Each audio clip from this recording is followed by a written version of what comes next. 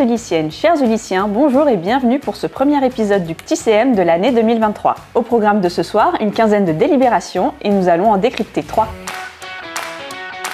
Pour commencer, penchons-nous sur la mise en place d'un PPA, projet partenarial d'aménagement dans le parc d'activités de Courtabœuf.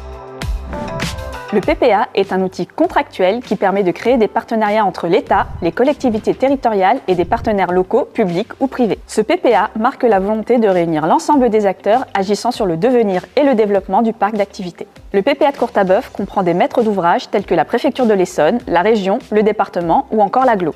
Il comprend aussi des partenaires privés tels que Bruno, Thales, Enedis ou encore SFR. Cette liste est non exhaustive car des partenaires sont encore susceptibles de s'ajouter au PPA. Ce projet partenarial d'aménagement ne comporte pas moins d'une quarantaine d'actions réparties sur des volets tels que l'animation, l'attractivité, les mobilités, l'immobilier ou encore la décarbonisation. L'objectif de ces axes est clair, le parc d'activités doit devenir un pôle de rayonnement incontournable en termes d'activités technologiques et de production. Et surtout, il doit monter en gamme en renforçant la qualité de son usage en matière de vie sociale ou sportive par exemple.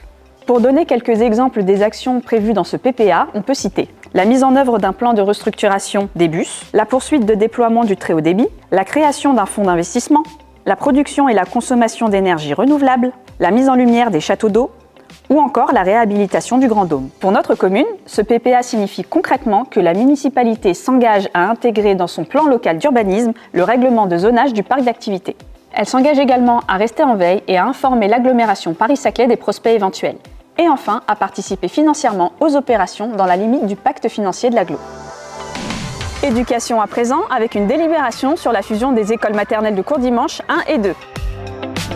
Comme vous le savez, la ville détient la compétence de construction, d'entretien et de fonctionnement des écoles publiques. Pour le contexte, les écoles maternelles de Courdimanche fonctionnent déjà depuis plusieurs mois avec une seule directrice, suite au départ de la directrice de Courdimanche 2. Afin de clarifier cette situation et de faciliter les échanges entre le groupe scolaire, l'éducation nationale et la mairie, le conseil d'école a décidé en octobre dernier de voter la fusion des maternelles 1 et 2. Les écoles maternelles de Courdimanche 1 et 2 regroupent pas moins de 130 élèves répartis sur 6 classes. La fusion de ces deux écoles permettra plus de souplesse sur la répartition des élèves par classe. Pour rappel, une fusion du même type avait déjà été réalisée dans le groupe scolaire des Avelines, situé juste derrière moi, et qui comportait 3 petites écoles maternelles.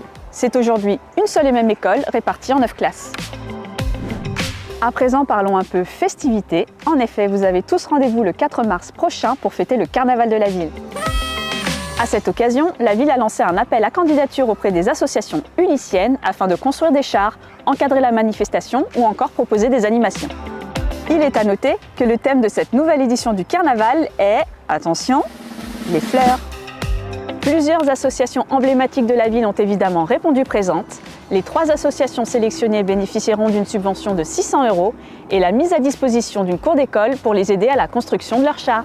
Alors pour ne rien louper des festivités, réservez d'ores et déjà votre samedi 4 mars à partir de 15h30 et vous pourrez retrouver tous les détails de la manifestation sur nos réseaux sociaux, mais aussi sur le nouveau site de la ville, lesulices.fr. Et voilà, le petit CM c'est déjà terminé. Vous pouvez maintenant assister en direct à la séance du conseil municipal. Quant à moi, je vous donne rendez-vous le mois prochain pour une nouvelle émission. À bientôt!